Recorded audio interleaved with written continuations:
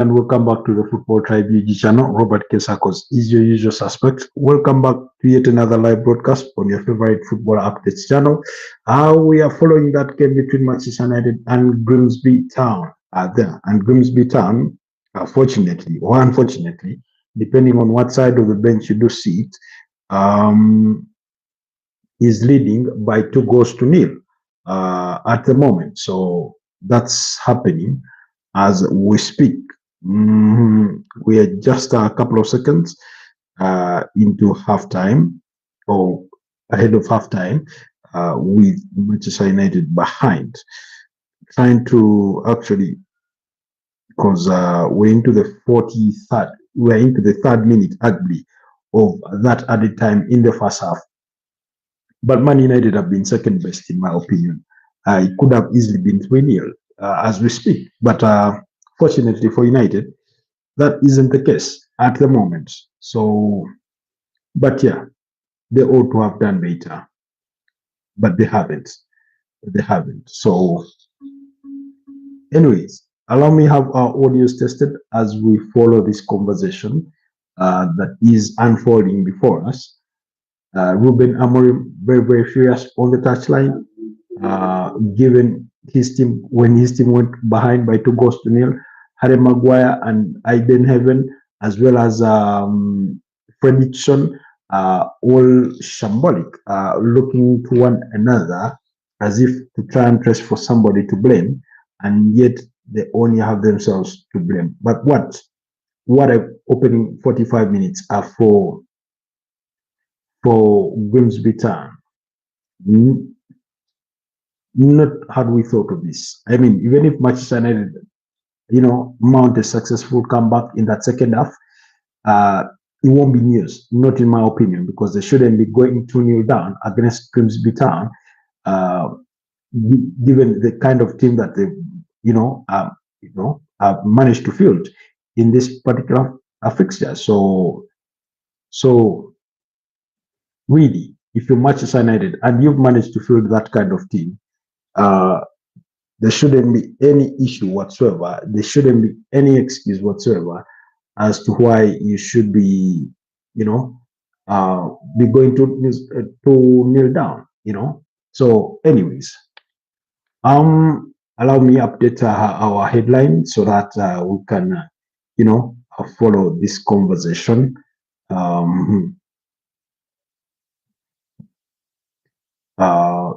So we're going to be looking at their starting 11. We're going to be looking at their starting 11. We'll be letting you know who started. Of course, Benjamin Sheshko is in there. They've had a couple of attempts. Meanwhile, Benfica are leading against Fenerbahce, I think by 0-0 in that UEFA Champions League qualifier. So that game is also ongoing. That game is also ongoing as we speak. It's also ongoing, and Jose Mourinho's side are trailing by 0-0. So, I mean, for Manchester United, you have a team that has Matthias Cunha, that has Benjamin Sheshko, that has Manuel Ugarte, that has Kobe Mainoo, that has Harry Maguire, Andre Onana, who arguably for most is supposed to be Manchester United's #1 goalkeeper. In any case, he's not done himself any favors, given that first half performance. He hasn't done himself any favors whatsoever to sort of solidify that. And yeah, so it's been that kind of game. But United do find themselves 2 goals behind, with goals coming in from Venom in the 22nd minute, and then in the 30th minute, another goal by Warren that have given Grimsby Town that 2-0 lead in going into halftime. When you look at Manchester United's overall starting 11, like I said, Andre Onana in goal, and Aiden Heaven, Harry Maguire alongside Fredrickson in that back 3. Then the wing backs are Patrick Togu and Diego Dalot. A double pivot of Kobe Mainoo and Manuel Ugarte, Matthias Cunha alongside Amadou Diallo as the double number 10s, and ahead of them is Benjamin Sheshko. So that in essence should be a team good enough to beat up against Grimsby Town. And actually, this is the kind of team that on a given day would compete even on the Premier League scene against a team like West Ham present day, because Aiden Heaven, we've seen him a couple of times, especially in those pre-season friendlies and even in some games in the Premier League last season. He looked sharp. Maybe Fred Chisholm, you'd sort of, Fredrickson, you'd maybe sort of say he's a bit of a weak link in this one. But I mean, he's also still capable. I mean, that's why teams like Manchester United get to promote youngsters. In any case, we've been seeing youngsters make the headlines. At the tail end of the weekend, we saw Riongo Moha, snatching the win for Liverpool against Newcastle. And then we saw Max Doman come on for about 30 minutes in that Arsenal game against Leeds United and won himself a penalty, among all the things he was able to do, including another free kick. So Fredrickson, that should be no excuse.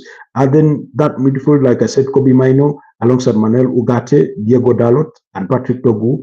I mean, these are all starters. Patrick Togu is a regular suspect. Diego Dalot has only been, coming off the bench, being behind in the pecking order of Amadou Diallo, who's been played as a wing back. Now he gets to start as a 10. He did have an attempt on goal, but that attempt was saved.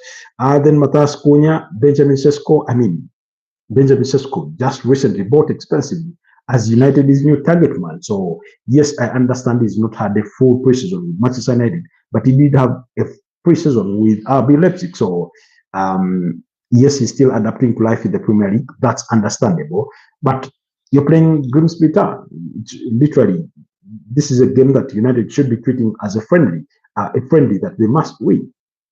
But they do find themselves behind. On the bench, they do have, that's for Manchester United, they do have Joshua Zirkzee, they have Matthias De Ligt, they have Brian Mbeumo, they have Mason Mount, they have Casemiro, they have Diego Leon, Tom Heaton, the goalkeeper, the captain Bruno Fernandes, and Altay Baindia. Now, if you're Manchester United, I think one of the quick substitutions in this particular case would be withdrawing. For me, would be withdrawing. Either Patrick actually would be withdrawing Fred Dixon, and then you play a back four and bring on Bruno Fernandes to try and give that attacking midfield a bit of more grip going forward.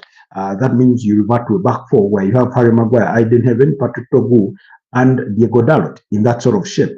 For me, that's one of the first things that I would consider, or substitutions that I would consider making. Excuse me. Then on the side of Grimsby Town, of course, most of these players are unknown to me. It's not a team that I follow that much or know watch. So, but they have Pine, they do have Warren, they have Rogers, they have Mark Jennett, they have Swaney, they have Mark Ichran, they have Barnes, they have Cream, they have Kouri, they have Venom, they have Garden. So those are some of the players that they do have in their starting 11, and like I said, there should be no excuses or whatsoever given that kind of Afasa performance that I did witness. Defensively, they were all over the place. Every time Grimsby came at them, it almost felt like a huge threat. They were crumbling, that back three has literally lacked leadership, and yet you have Harry Maguire on the turf. Picking that clown in glow. This is a comment from Mark Goldbridge. Hi Pedri, how are you? Gugu Gaga said. Says hi. Mark Goldbridge is saying, picking that clown in gold is on Amrin. He's a fucking useless. So apologies for the choice of language. It's not my language. I'm just reading a quote from Mark Goldbridge in response to that first half performance from Manchester United. Now, for both goals, you can't blame Andre Onana that he could have done better as a senior goalkeeper. The first goal, I thought he was close within range. He should have saved that ball. Two, the second goal, again, it was his poor judgment on that flight of the ball. He misjudges it. He doesn't get to it to punch it away from the corner kick. The ball is fumbled between two players, which, by the way, does fall to the arms of one of those players before it is slotted into the back of the net, and suddenly it's 2-0. Like I said, if we had the video assistant referee in this particular game, that second goal wouldn't have stood. And by the way, Grimsby Town, before their second goal, they had scored another goal, but it was ruled out due to a double handball in the process of that goal being scored. So, but for the second goal, even if we had VAR, it equally should have been ruled out. However, we do not have VAR, so the referee did not have the opportunity to review that incident because it wasn't as clear cut. You needed to be, even I needed that second review or a replay for me to confirm that it was a handball in the build-up to that goal. But I mean, that Grimsby Town crowd has been electric. They've celebrated every touch of the ball, every tackle, every clearance, every save on the other side. Benjamin Sesko had a headed attempt that was saved. So they've been cheering their team on, and you know, things have been really happening for Grimsby Town prior to halftime. So I mean, it's Manchester United. They still can't pull off something.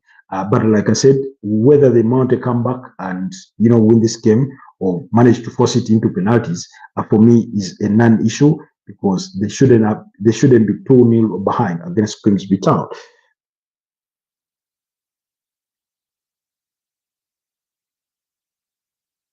Okay. Somebody.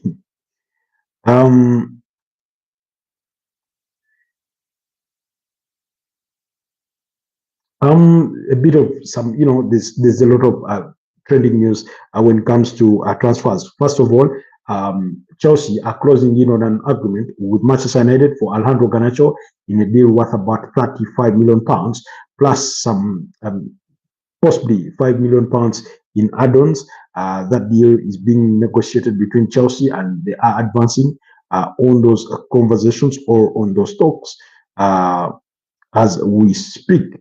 Then quickly, Amadou Takos Ugarte, Dalot gone missing, Onana beaten on his front post. I mean, that's basically a snapshot of what the first goal was. And yeah, there was a clash between Manel Ugarte and I think Amadou Diallo. You know, there was that bit of clash in the center of the midfield. Then Arsenal's Reece Nelson is a target for Crystal Palace. Apparently, Crystal Palace are offering a modest £15 million to try and get a deal for Reece Nelson, which I believe that's too little. Okay, not too little, but I think Reece Nelson at the very least should be commanding at least £20 million plus £5 million in expected add-ons or even more. Now, the reason as why I keep it as realistic as that is because of his injury record. It's not great. His injury record is not great. On paper, he's a very talented player. He's a very good player. I've seen Arsenal fans trying to share a 1-minute clip, you know, showing snippets of him being brilliant on the turf, scoring a couple of goals, dribbling past opponents and things like that, literally gliding through them. And I mean, that's very misleading. In any case, I think all of us have seen, especially when clubs sign players or are being linked with potential move to players that are literally unknown quantities to us. We often go online and try to search for those compilations of clips, and we are quick to judge based on those compilations of good moments to judge that they are very good players, and yet overall they are lacking. And I mean, isn't that what we did when Manchester United were signing Anthony? Isn't that what we did when Arsenal were signing Nicolas Pepe? But did they live to their full potential or expectations? Edson Alvarez, when he was joining West Ham United, excuse me. So pretty much we've done it all in terms of those assessments. So I find that video clip very misleading, especially if you want to try and come down to what you may think should be a realistic value for the player. I think that is very, very misleading. But yeah, those talks continue. However, according to the hand of Arsenal, it says, Rich Nelson Camp are actively wanting the move while exploring other options. Crystal Palace are conservative as of today, but are well informed on his availability and ballpark price. Fulham stalled on committing to a loan with an obligation. With an obligation was the last I had. That's according to the hand of Arsenal. Looks like Man United are going to make some changes right now. At halftime, I can see Matthias De Ligt is one of those being brought on. Bruno Fernandes is one of those being brought on. As I told you, allow me to respond to an agent call here.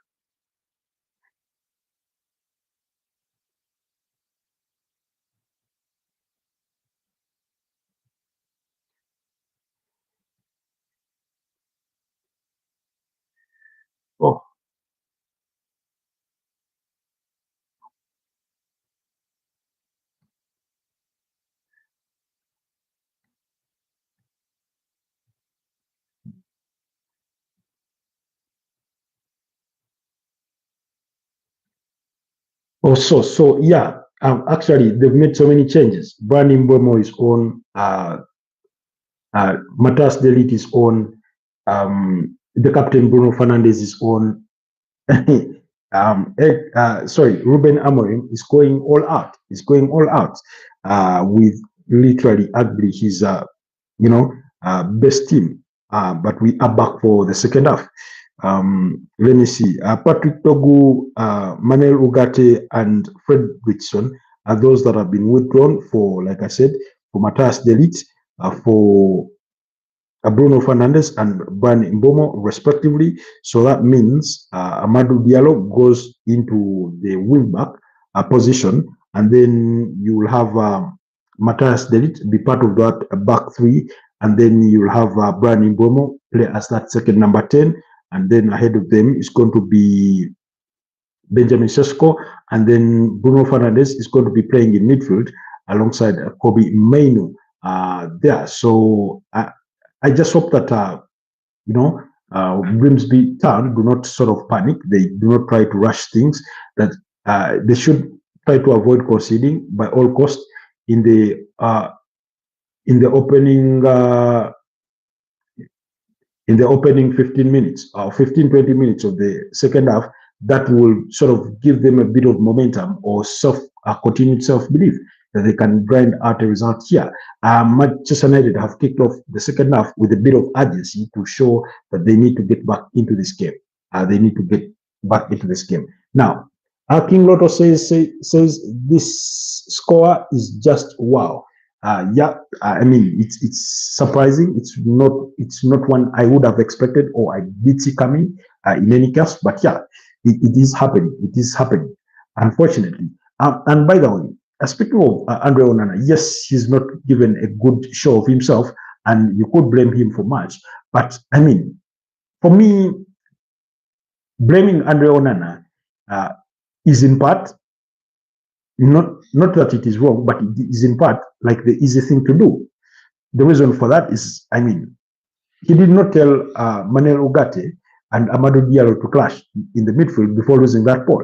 Where was his defense? The way that defense was ripped apart, that long pass for the first goal, the way the player takes the first touch in the box and then snap shot with the second is one that you can't really question. You ought to question the backline. What were they doing?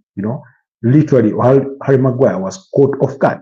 So I've always argued this. By the time they get to the goalkeeper, they've gone through a midfield, they've gone through a defense, especially if it's not like the opposing team have done a counter press while you're trying to build from the back, and then they caught you off guard.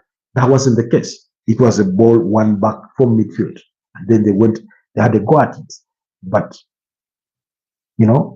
so blaming Andre Onana would be the easiest thing to say. Oh, he's the worst goalkeeper you have, and things like that.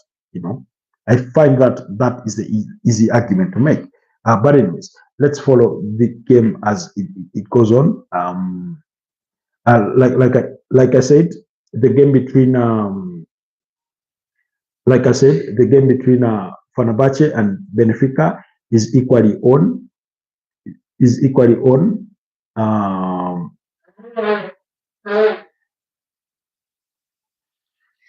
it's equally on, and Benfica are leading it by a goal to nil, going into the second half. In the meantime, we'll also be following some of the comments from perhaps some Manchester United fans. Alex Crook of Talksport says Manchester United do not need a new goalkeeper, though, with an exclamation mark on that. He puts an exclamation mark on that submission. Then also, Mark Goldbridge says, never thought I would say this, but as bad as Bruno is in midfield, we need to bring him on because we are worse without him. Then this comes in from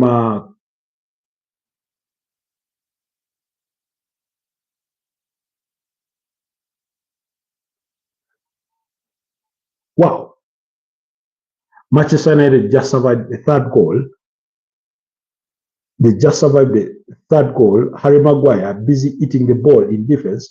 What a cutback. Oh.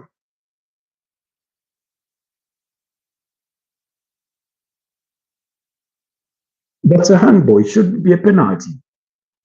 It should be a penalty for Grimsby. It should be a penalty for Grimsby Town. I mean, the referee has just not seen that. The ball hits the upper arm of Aiden Heaven before going out, and it started raining.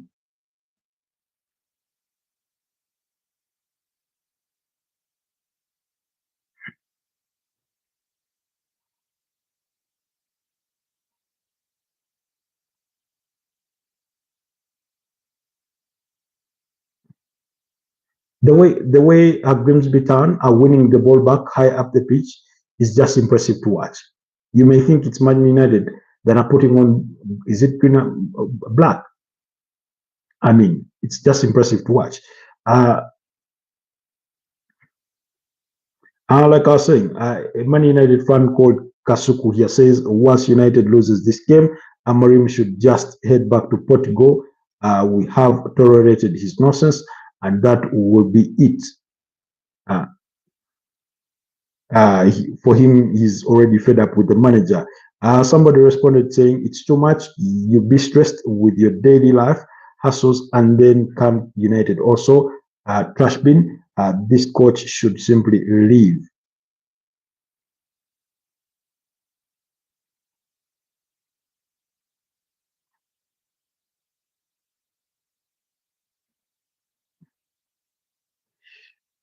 And yet, one would have thought this is the kind of game that players like Chido Martin Obi would be getting a sniff at, and he's not even on the bench. But it's a bit of, the rains are a bit heavy in Grimsby. I hope the players will be safe, but the rain is just too heavy. The rain is just too heavy. Heavy rains. Heavy rains, but United will push on.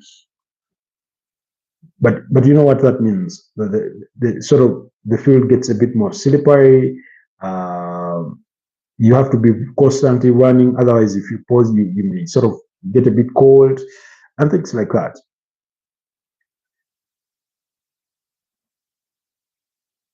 Your vision is hampered. So, but anyways, I'm keeping tabs on two games: the game between Benfica and Fenerbahce, as well as that between Manchester United and Grimsby Town.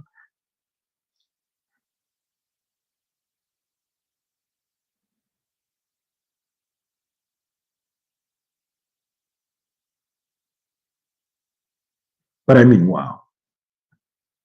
And here is a Manchester United side who are struggling in midfield that are willing to let go of Kobe Mainoo uh, and yet yet to bring they are yet to bring in a midfielder.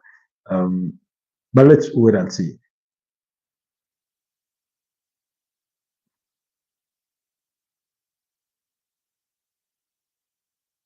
Oh, oh, Jesus Christ! That's a good cutback.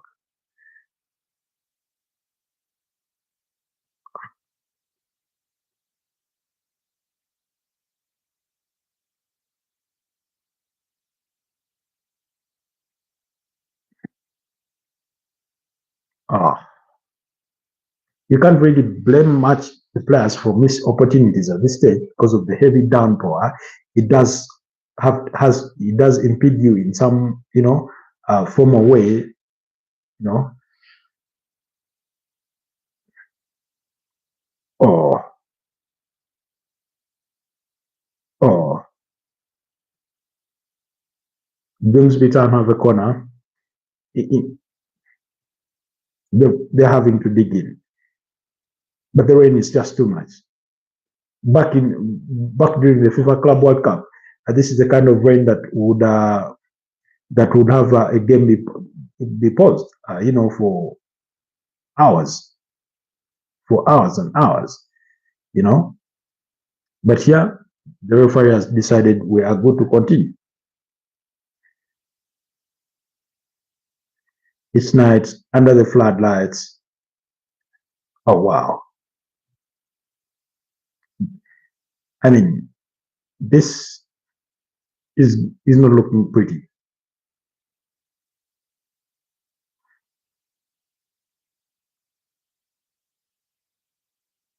It's not looking pretty for Ruben Amorim. Not one bit, really. Not one bit. Let's see. Um,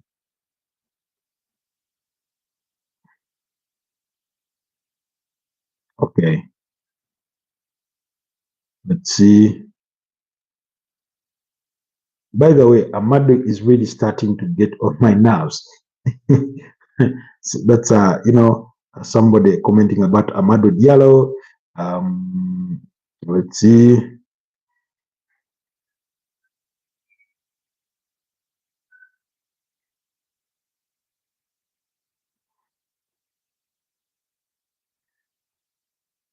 Oh, Plus Cunha's just won a free kick.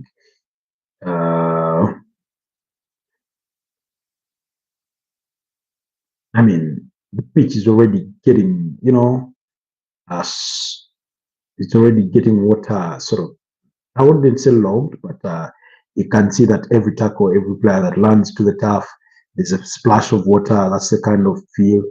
The free kick is in a bit of a dangerous area, a little further away from goal, about 25, 30 yards. But I mean, that's distance for a player that is worth their salt to sort of strike it.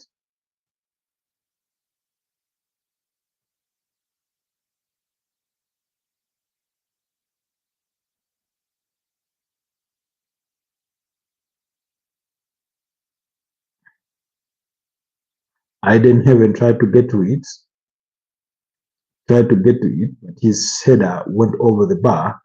We're into the now we should be into the 58th minute of this game, and it's still 2-0 in favor of Man United. Grimsby Town are going to have to dig in. They're going to have to dig in real deep if they are to advance to the third round of the EFL Cup.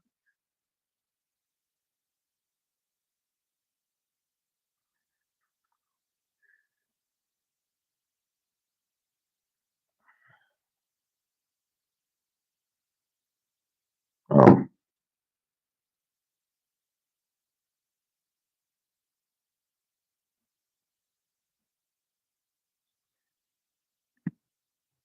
the amount of pressure that Andre Onana is going to be under is going to be inexplainable, really. It's going to be inexplainable. First of all, he's considered 2 clumsy goals, and then it's on a night that losing So it doesn't really help, especially for a player that is not started the first two games of the season. Uh,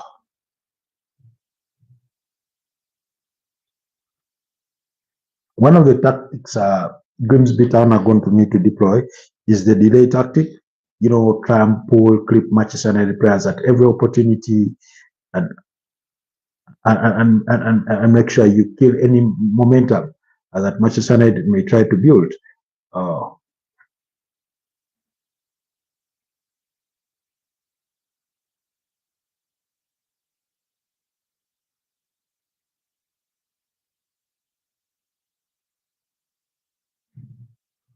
that would hurt for a throw in. That would hurt for a throw in. Um,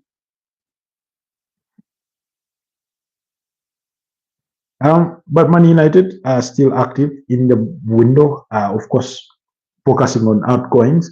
Rasmus Højlund still in negotiations. They are still in negotiations with Napoli to get a deal done.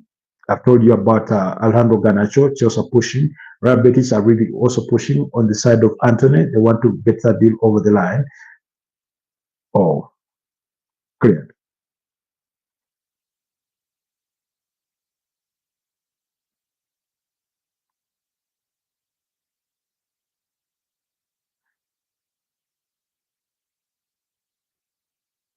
When I subsides a bit, as you know, it's sort of calmed down a bit, all its intensity. Oh, you have Manchester United defenders within the 18-yard box, within the 18-yard box of Grimsby.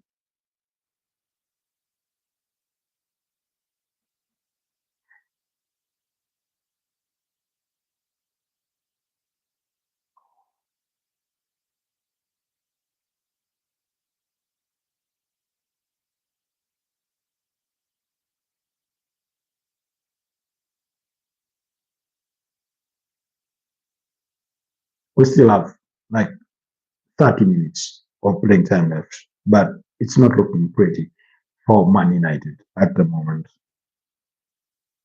They are yet to create that clear-cut chance that you think should be giving them uh,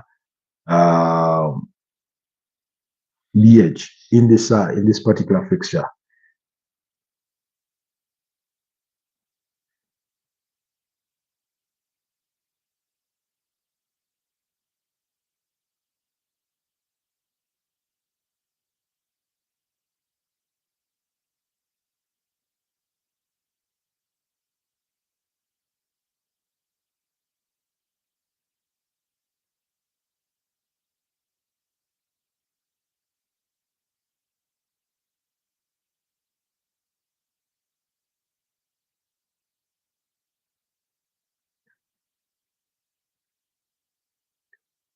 Oh, offside. I thought Amado Diallo had gotten himself away and he was about to latch onto an opportunity.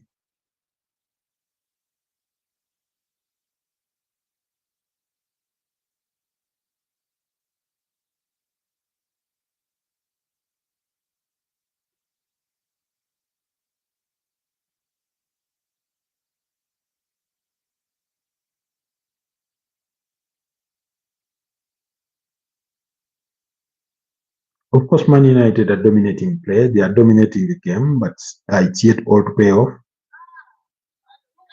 It's yet to pay off. Oh, oh. Grimsby Town are living dangerously.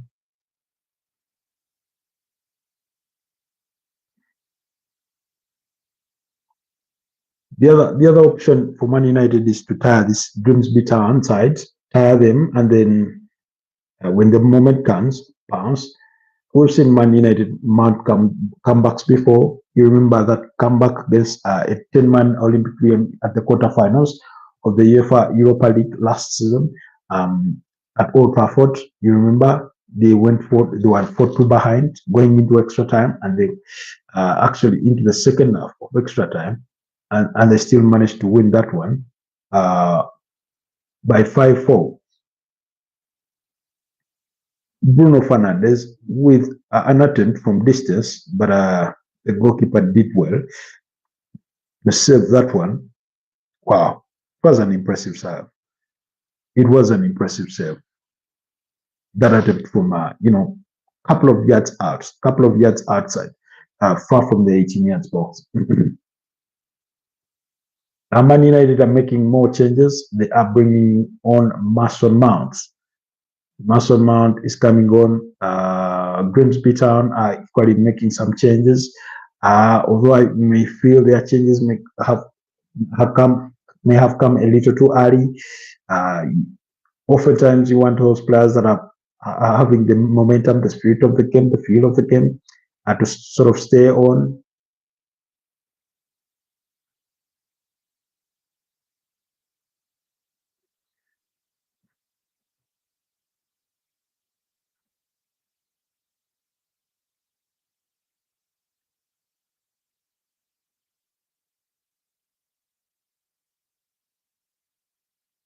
Oh, Eden Heaven has been sacrificed for Mason Mount. So what does that imply for United defensively? I understand they decided to add a body in midfield or the attacking midfield. I need to know what that means for their defense. I think Amadou Diallo then goes behind in that change.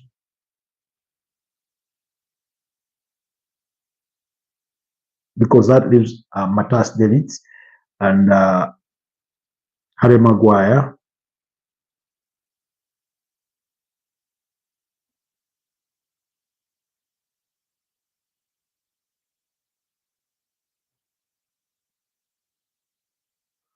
Was passing no man's land. Meanwhile, in that game between Fenerbahce and Benfica continued to lead by a goal to nil. We are into the 61st minute of that game. In the first half, Fenerbahce had a forced substitution, withdrawing Nelson Semedo for Koglan Soyuncu. So that one is also ongoing. What a cross. Kobe Main, what a cross. That was good. That was a good cross. That's a good cross. And we need all that feed, all that banter.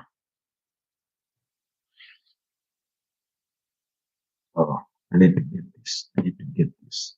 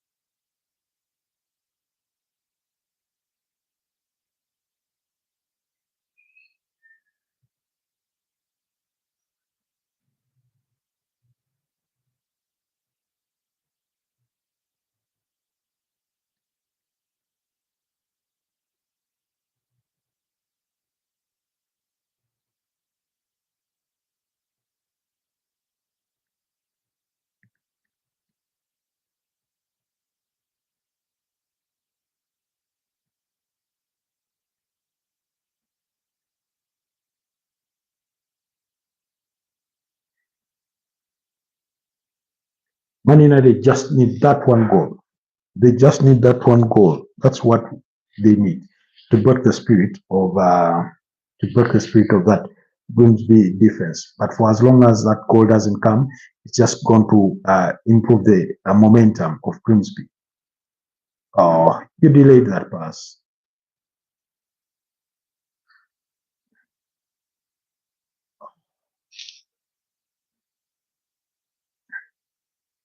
Referee should be calling that a foul.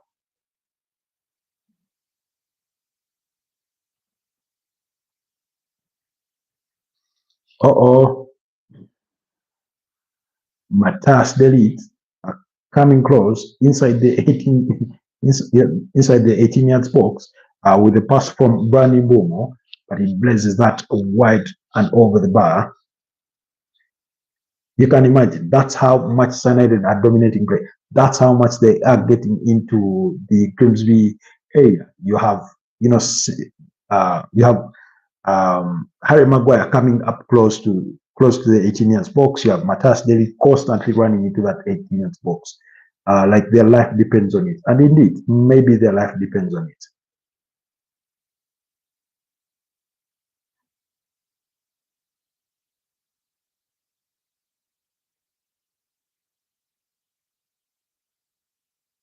But I mean, what a result it would be if Grimsby Town were to advance at the expense of Manchester United at the second round of the EFL Cup.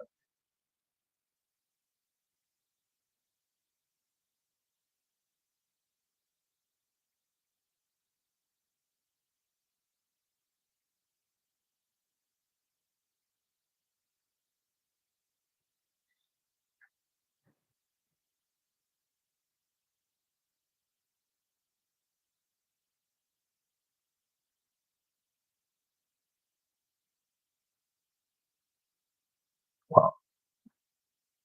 I must say,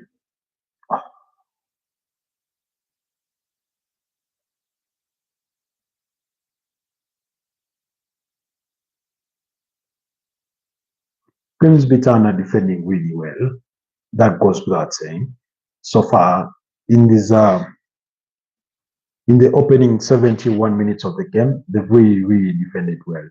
They have defended that box jealously. Yes, Manchester United have had moments where they pop into the area, but they've not managed to get good shots away.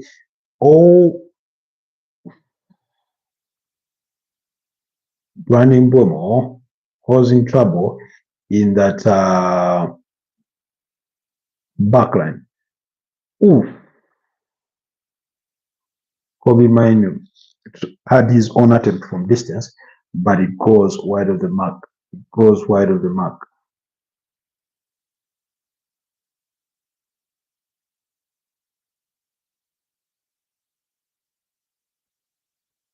You see, this is the funny thing about football. That when you find Grimsby amongst its peers in terms of club profile, in terms of league status, this is the kind of team that would struggle. You know, this is the kind of team that would struggle. I mean, for example, when you look at their last three results, they beat up against Warsaw. Uh,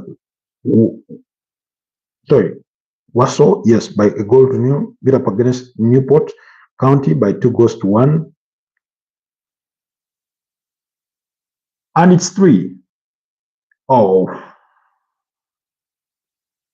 they shared the spoils with Accrington Town in a 1-1 draw recently.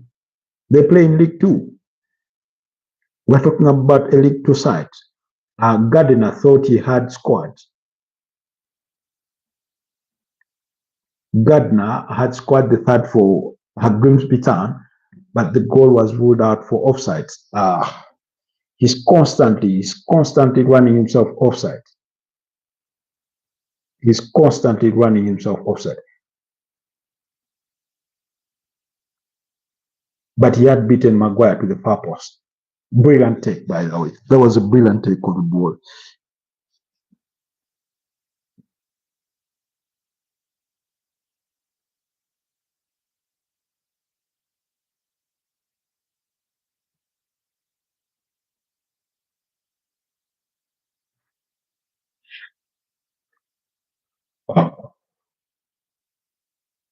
Did it come off the opponent?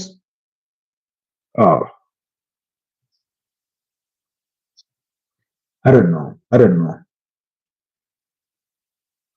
As some more substitutions for Grimsby Town, Man United only have one substitution left to make because they brought in Mbeumo, they brought in Fernandez, they brought in Mason Mount, they brought in Matthias Delit. So seem to be struggling with the people here on my chin.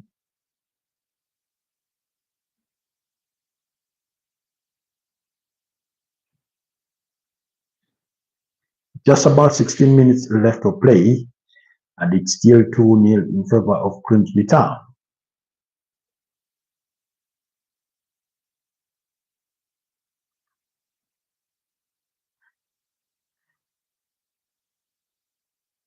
See, the surprising thing for me is that every time Grimsby Town get the opportunity to go forward, they do not hesitate. They just go up in numbers, they commit, they going up, they go deep into the box.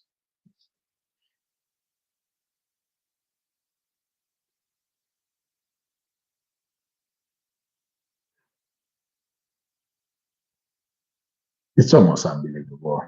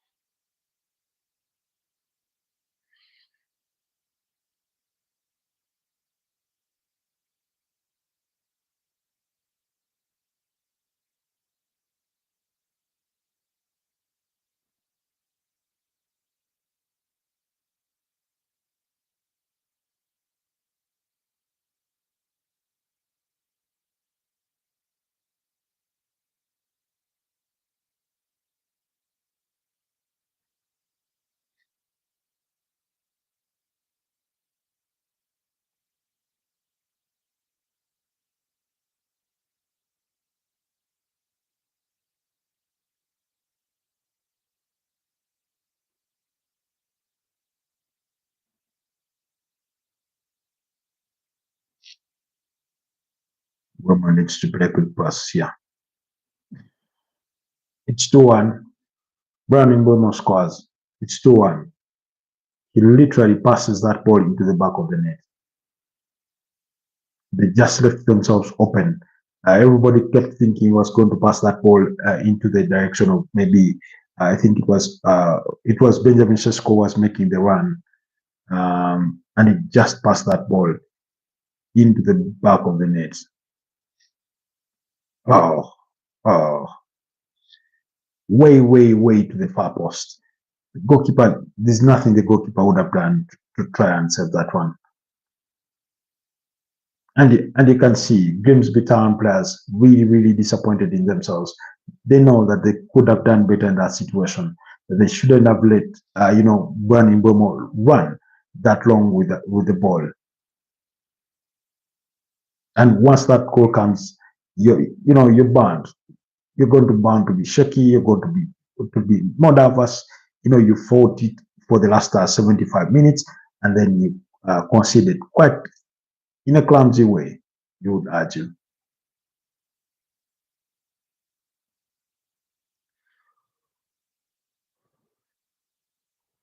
Excuse me.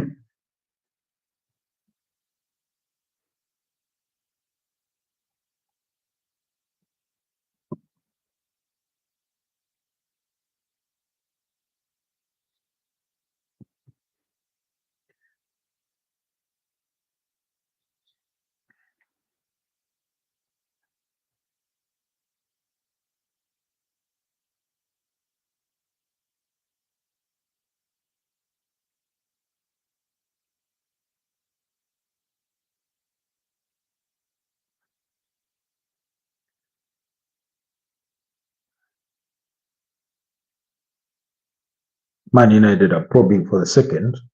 They're yet to find it, but they are probing.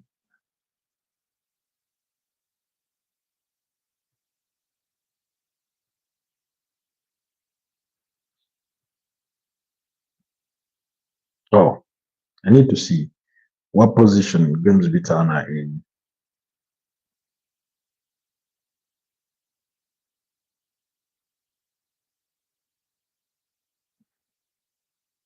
They are fourth in League Two. After 5 games played, they have 11 points.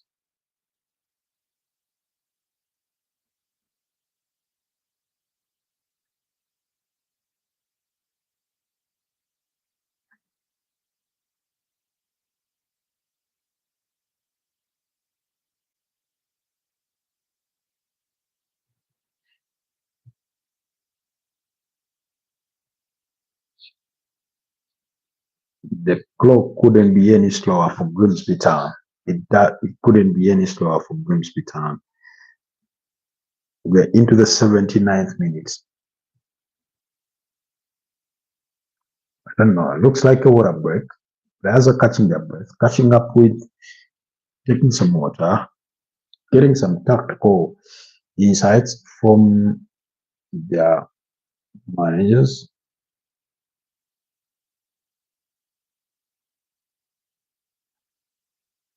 It's a player under treatment.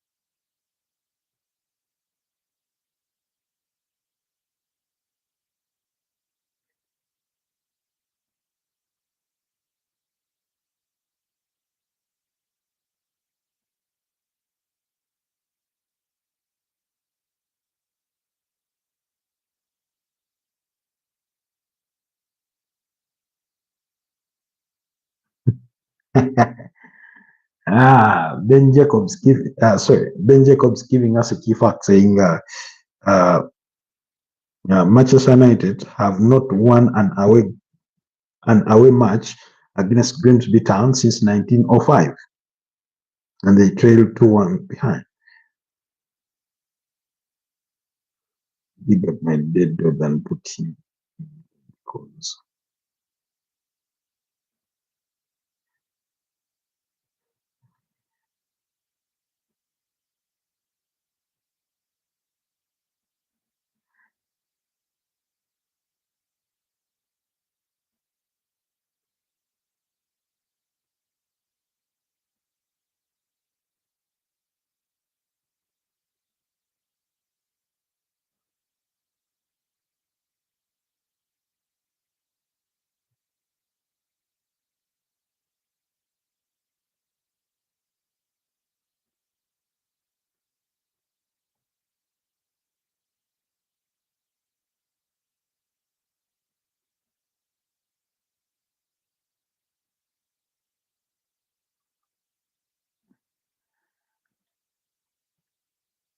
we still have more 10 minutes to play. Eh?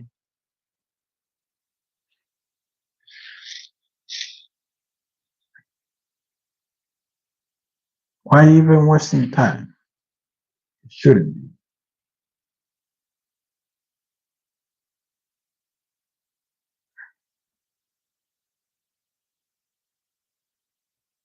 Oh, long pass to Konya. Is it Konya? Oh,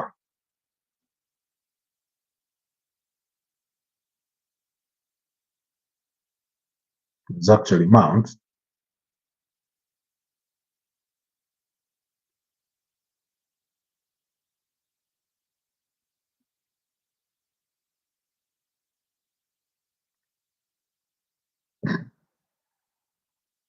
Wow. Fenerbahce close to an equalizer by El Nasiri,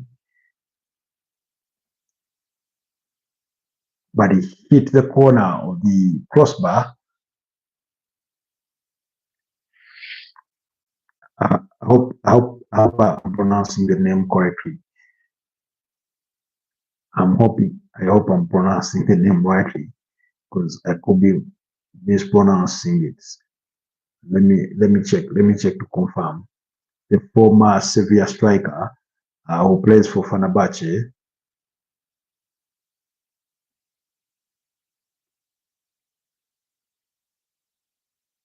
Yes, Nasiri, Yusuf Nasiri.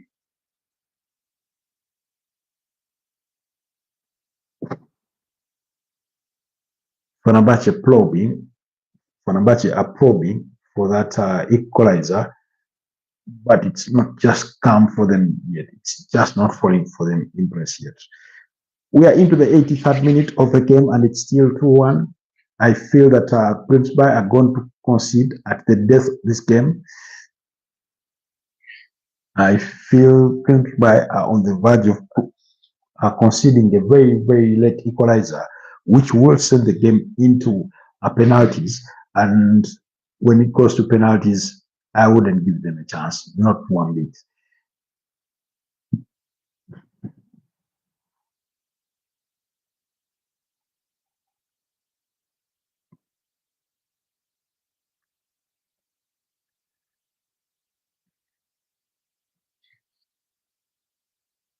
Oh,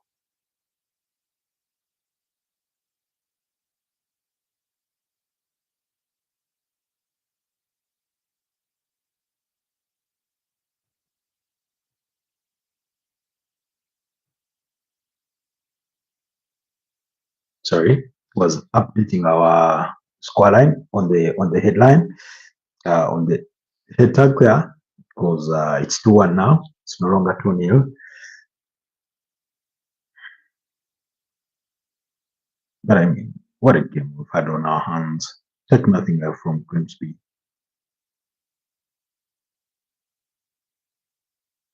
I mean, ah,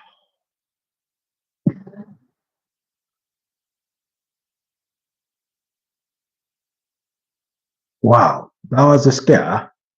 That was some, oh, Jesus Christ. If he had not recovered from that, that was a horrendous, error that he had committed.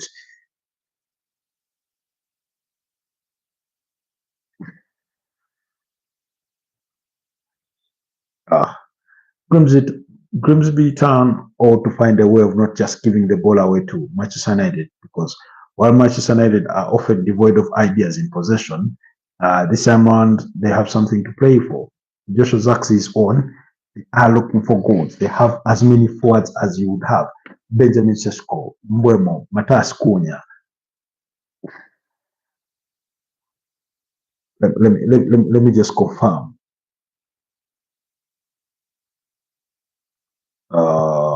Amadou Diallo. Oh, Diallo was withdrawn for Joshua Zirkzee, but you have Joshua Zirkzee, you have Matas Cunha, you have Mason Mount, you have Bruno Fernandes, you have Mbeumo. I mean, Sesko, that's as many attacking players as you'd want to have.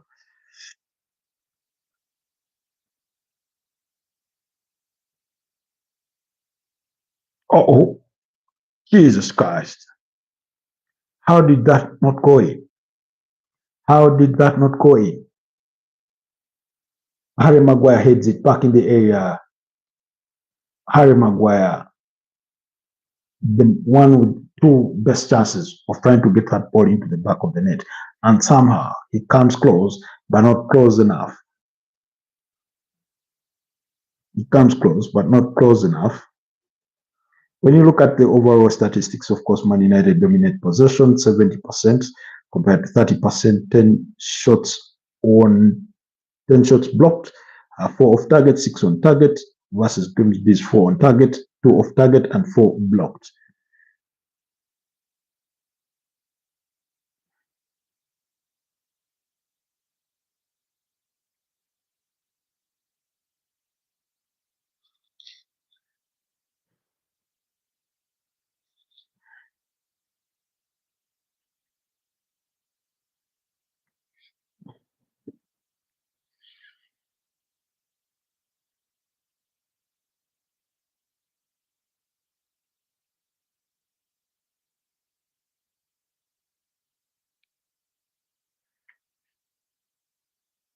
Joshua Zirkzee getting himself booked with a yellow card.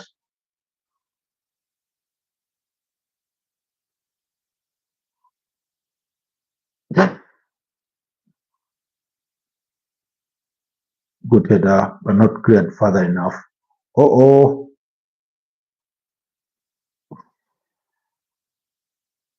wow.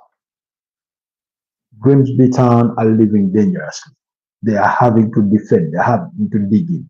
You know that kind of defending where you clear the ball and it feels like it's not going anywhere? That's what they are facing.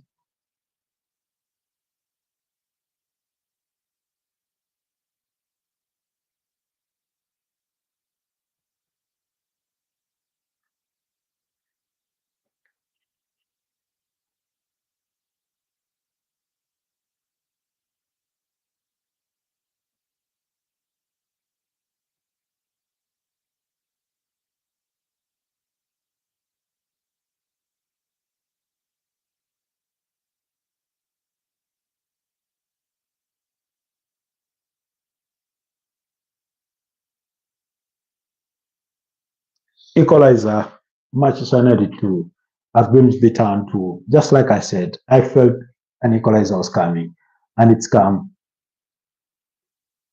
Harry Maguire heads it home. It's 2-2. I just felt it was coming. I just felt it was coming. I just felt that it was coming. Right at he runs in at the back post. Long corner is brought in. It's dipping in at the back post, and it's Harry Maguire running in, and he heads that ball right into the back of the net. Goalkeeper sees it right, and he hits the back of the net. It's 2-2. That's the harsh side of football. I knew that no matter how much they dug in, they were going to concede, and they were going to concede a late equalizer. I just knew it. I just had that feeling. Now Ruben Amorim can breathe a sigh of relief. Can breathe with a sigh of relief. I just hope they do not concede in normal play. They just don't concede the third.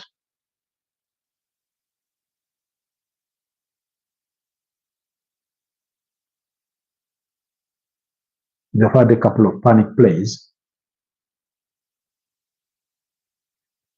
We're into added time of normal time. Added time of normal time. Benfica still holding foot. 85 minutes played. It's still 1-0 against Fenerbahce in that UEFA Champions League qualifier. The draws are set for tomorrow, by the way.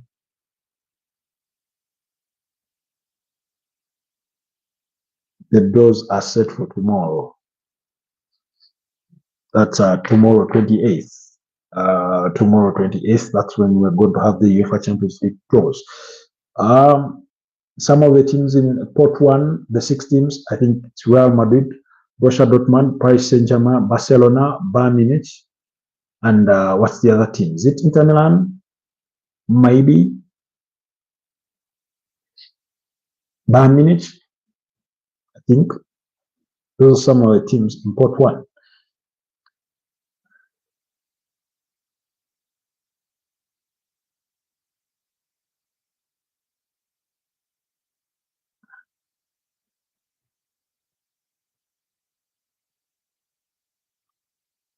Man United looking for the third. Wow. Cunha had a beautiful attempt, but it was saved by the Grimsby goalkeeper.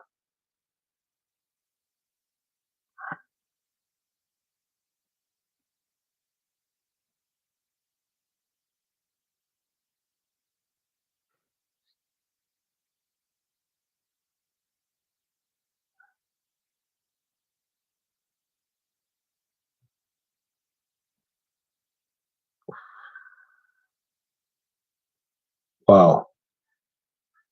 Another corner kick for Manchester United. Another corner kick. We're into the 90th. We're into the 3rd minute of added time. Total added time, I think, was 5 minutes actually.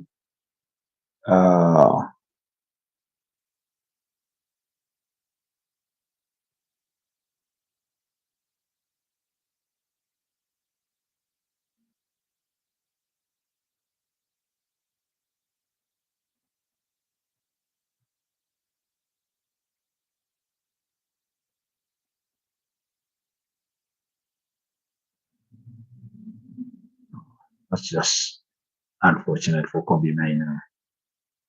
Should be doing better to control that ball. But I know for a fact you can't slip just under you.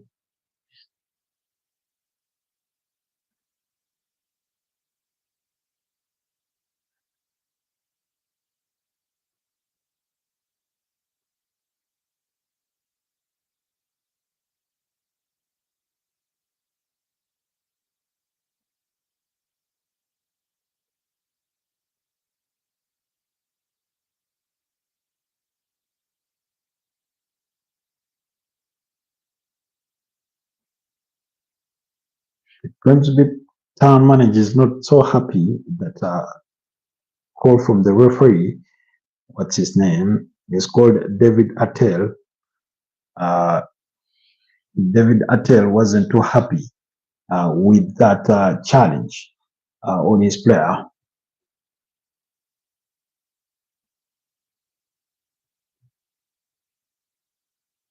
We are into the final minute of added time.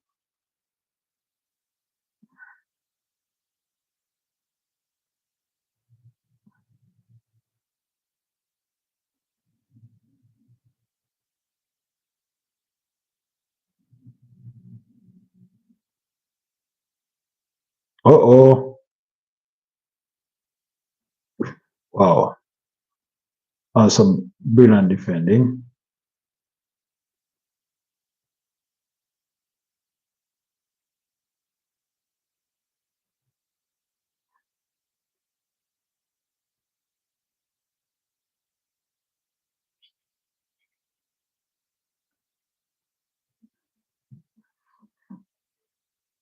The exciting thing about Grimsby Town is that they put in the ship, they put in the blocks. They've done their best. Sometimes good is not good enough, and it's been just that.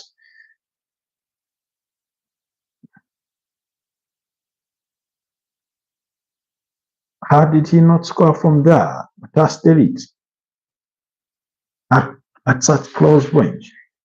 How did he not score?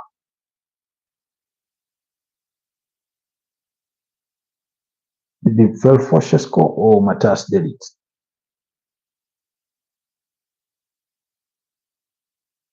It was Matas did it at the closest of ranges. And we go into penalties. We go straight into penalties because full-time score is to 2. And now Man United will win it on penalties and advance to the third round of the EFL Cup. But I mean, for everything Grimsby have done, they should be deserving of, winning this game or winning this tie. But that's the nature of football. If you do not defend well enough, you're bound to concede. And basically, that's what happened at Grimsby Town. They couldn't keep United out. And I did say, because when you look at Man United scores, Bournemouth's goal came in the 75th minute, while that goal by Harry Maguire came in the 89th minute. But for 75 minutes, they had defended well, they had gone forward well. And now we go into penalties. With penalties, anything can happen. It's always a 50-50. Anything can happen with penalties.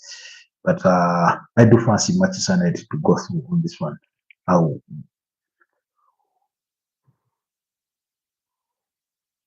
I do fancy Man United to go through on penalties.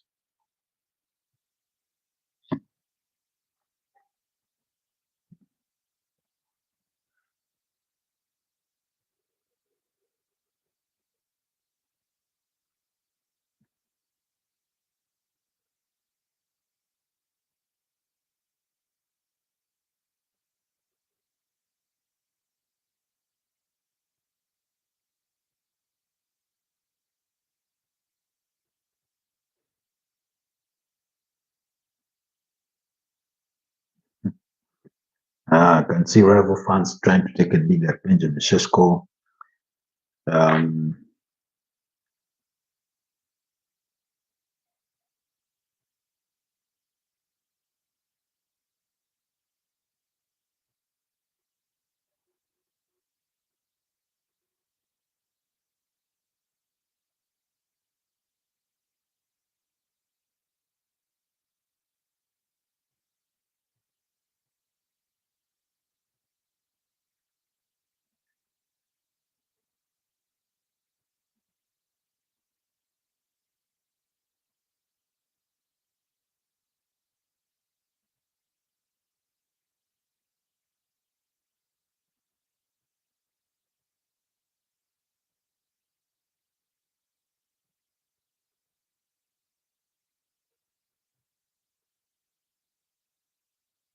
we're into penalties between United and Grimsby Town.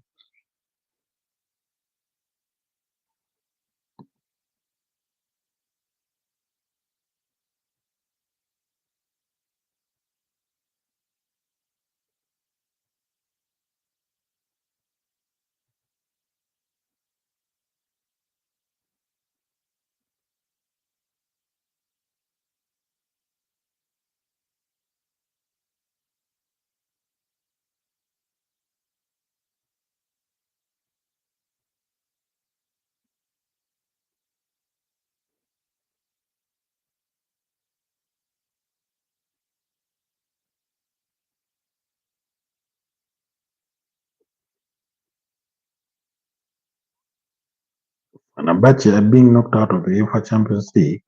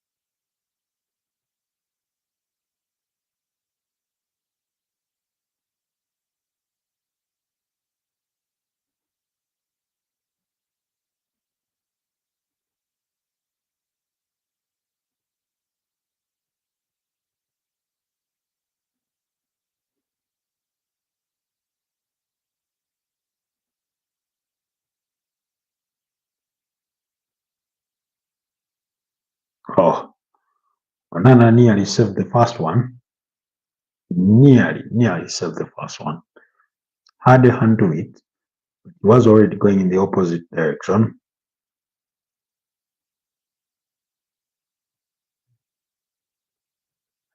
The only way Andre Onana gets to salvage his reputation in this game is if he can save a couple of penalties and Manchester United go through. That's the only way how.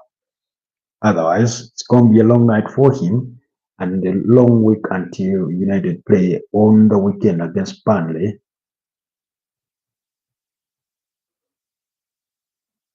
Bruno Fernandes missed his penalty over the weekend against Fulham, blazed it wide of the mark.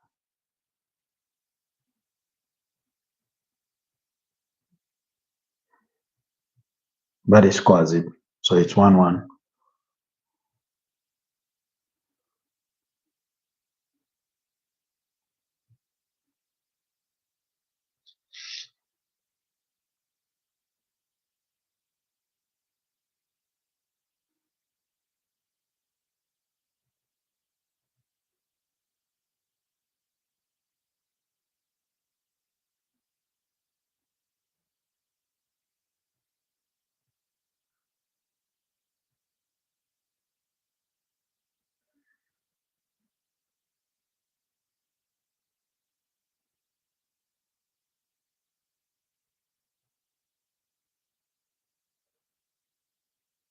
Wow, what a pain. What a pain. 2-1. 2-1 for Grimsby. That's a brilliant penalty. Bernie Mbumo next is going to score this one. Remember, he scored in the 75th minute to the first consolation for Manchester United before Harry Maguire's equalizer in the 89th minute. So it's getting close and close. Oh, looks like Benfica are through to the UEFA Champions League, knocking out Fenerbahce. 0-0 on aggregate. Oh, Brandon Bruno. Very cool penalty. Nice and simple. He does the jump. Goalkeeper goes the wrong way and puts it the other side.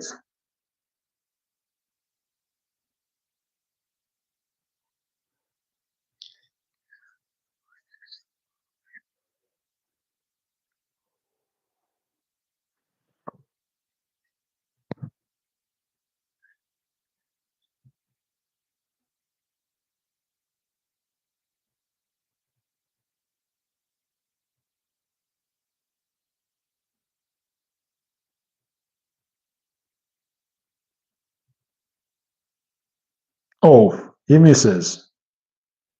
Onana saves. Onana to the rescue, Manchester United. Serves the penalty. Puts a palm to it and it hits the crossbar.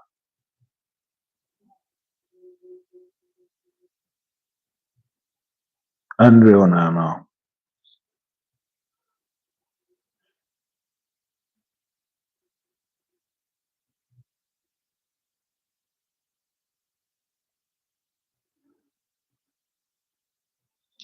Mason Mount steps up.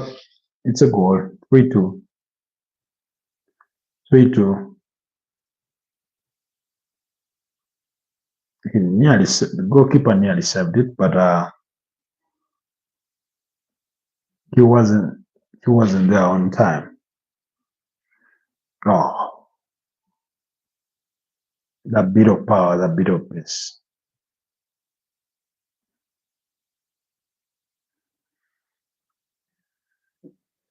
United lead the Pens 4-3,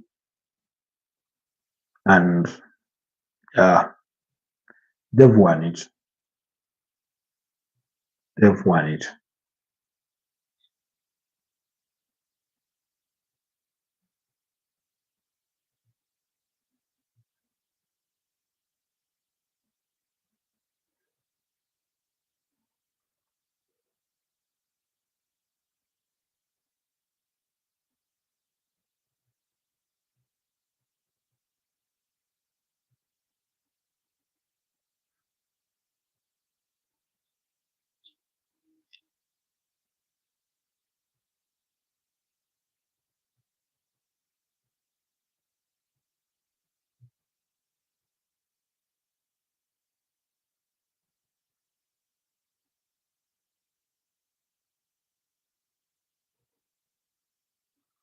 Wow. Oh, Diego Dallo. Calm and simple. It's 4-4. The penalties are 4-4.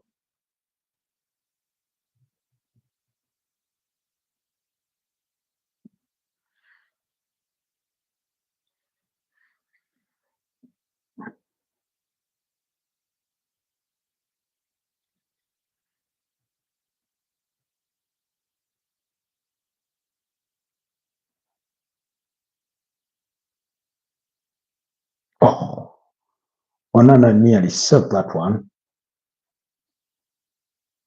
Onana nearly saved that one.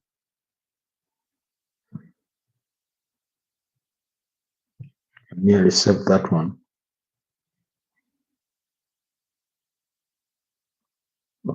Cunha scores this, and we're as good as done.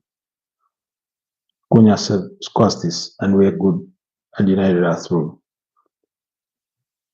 A bit of a pressure penalty. Doesn't matter who the opponent is.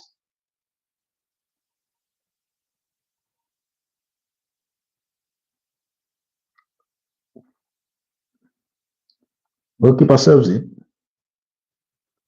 Goalkeeper serves it. Matas Cunha misses. Wow, I didn't see that coming. Oh, it was too close. Close to the middle, close to the floor. The goalkeeper serves it.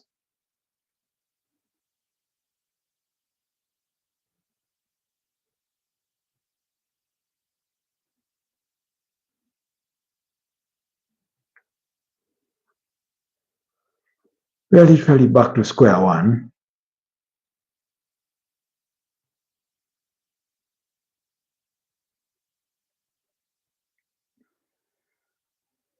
Andre Onana often going the right direction, but just getting there a little late. Just getting there a little late. Just getting there a little late.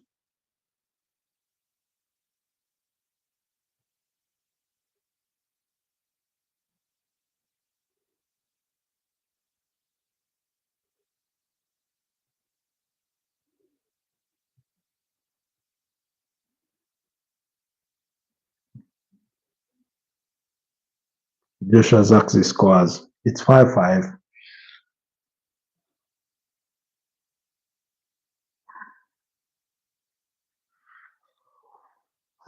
Oh, beautiful pen. Beautiful penalty. Beautiful penalty. Well taken. 6 penalties taken. 1 missed apiece. And that leaves us at 5-5.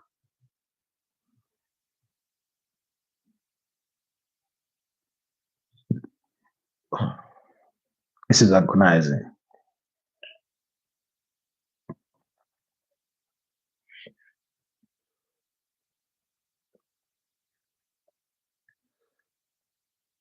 Must be agonizing for Grimsby Town fans that they're having to go through this.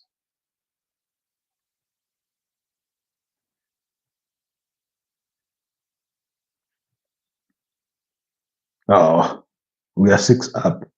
Kobe minus steps quasis, and it's 6 apiece.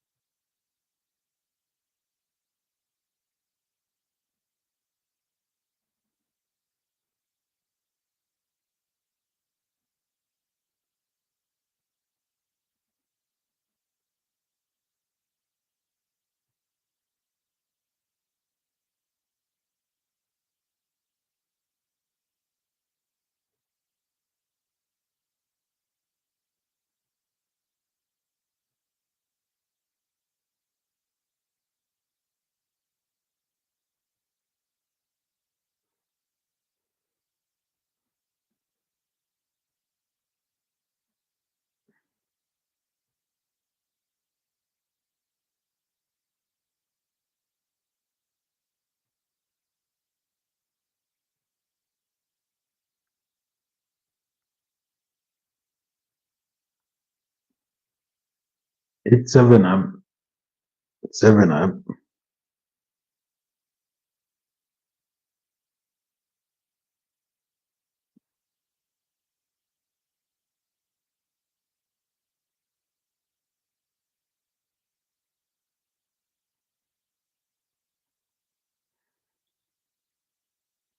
Harry Maguire steps up.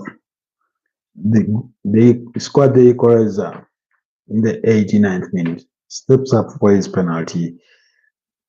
Must slot it home. Surprise Sweeney, who's taking a pen for the first time.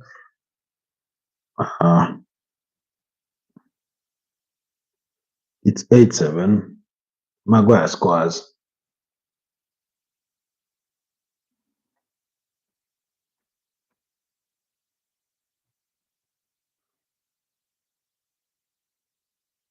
The funny thing about penalties is that they can literally go all night until we find the difference. So we are 8-7 in favor of Grimsby Town. Somebody needs to miss, or a goalkeeper needs to save one, and we will have the breakthrough. This is nail biting. You must feel for those managers. You must feel for those fans. You must feel for those players on either side.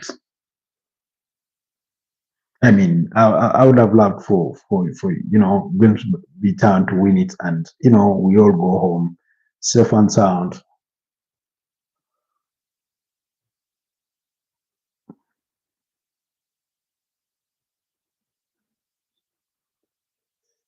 One always coming close, but not just close enough to win it.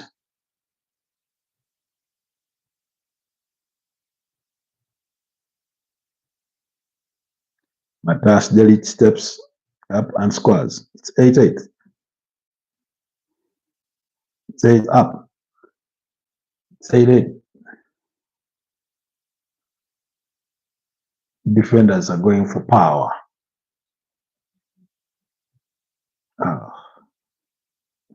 Goalkeeper didn't even move. He just went on one knee as though he was going to propose.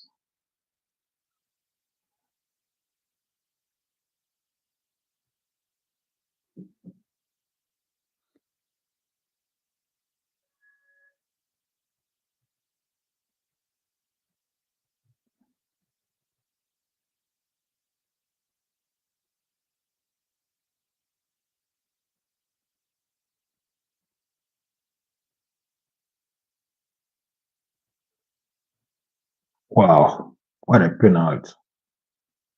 What a penalty.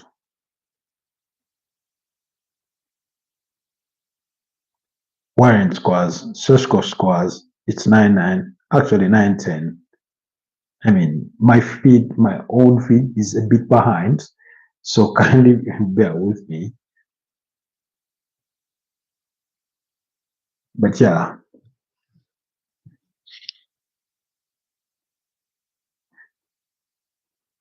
just go from the spot, uh, scores. This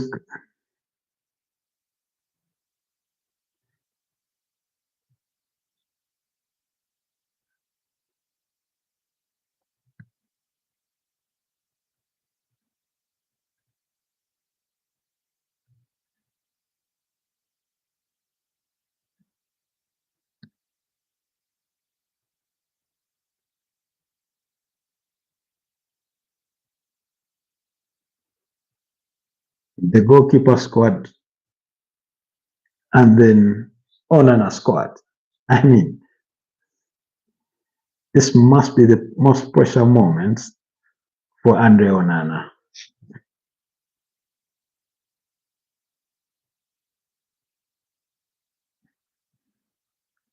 Calm and cool. It's 10:10. It's 11:10.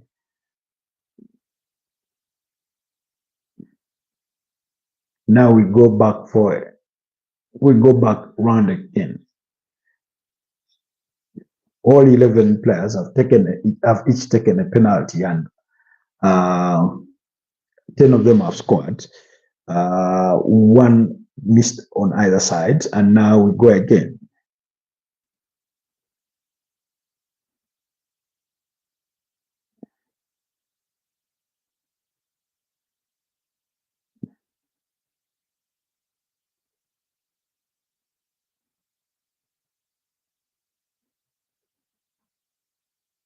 It's 11-11.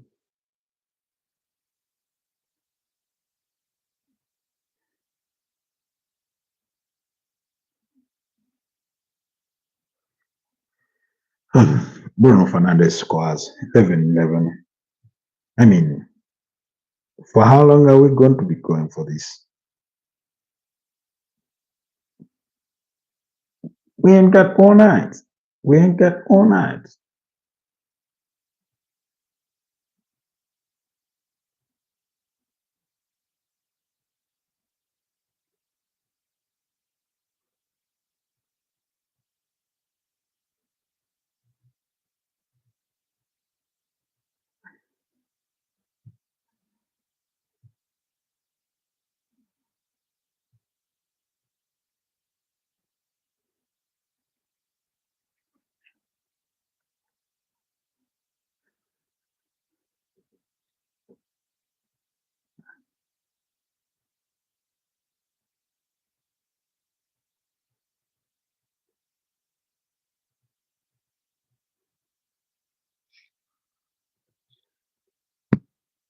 Oh, Onana got to it. How many pens has he got his hand to and couldn't really serve them?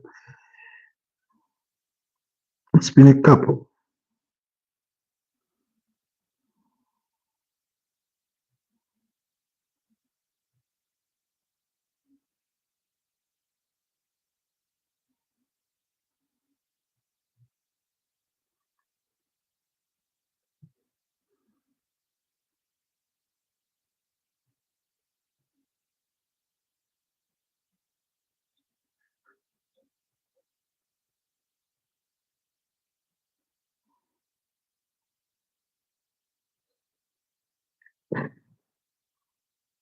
Mbeumo misses, hits it on the crossbar.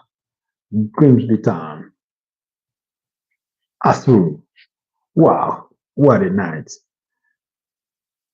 Dramatic fashion. Fans invade the pitch. You can't blame them. You can't blame them. The elast, the feel of the moment.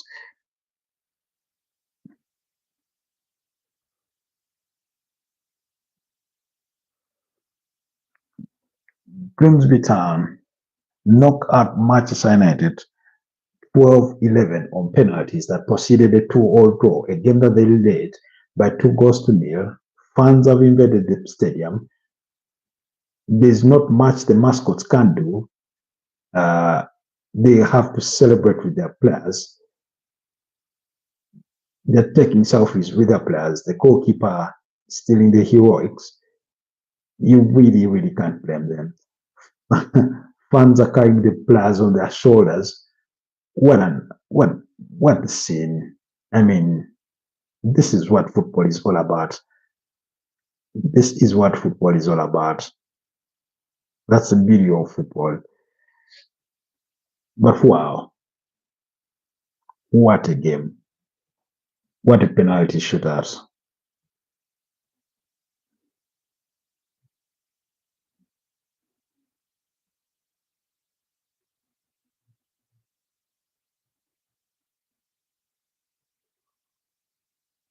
There should be no excuse for Ruben Amorim.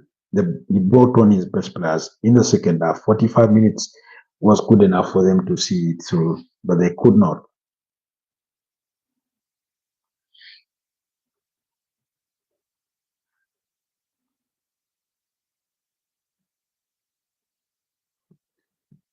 Congratulations, Grimsby.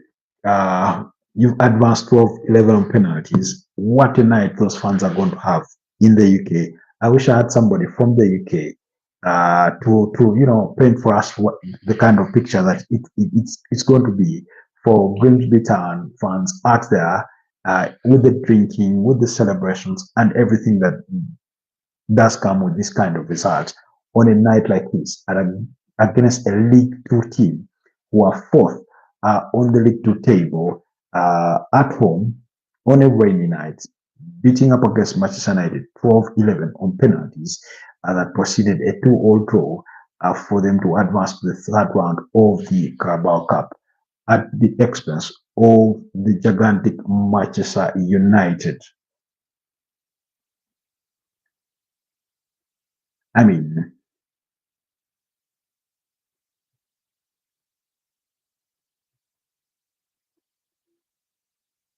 I do not think football comes any better than that on any given day, on any given night. But yeah, that's the case. That's what it is. United knocked out.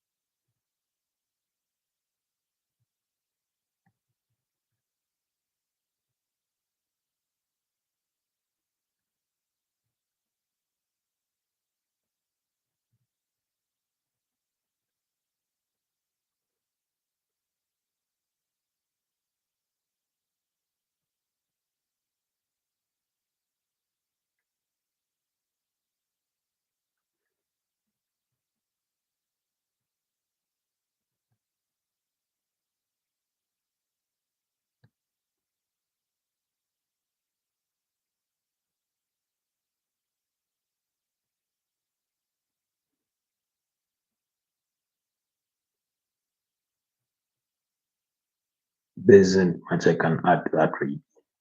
It is what it is. United have been knocked out. They were complacent, especially in the first half. Anyways, thank you to all those that managed to catch the podcast. Have yourselves a wonderful night. Bye bye for now.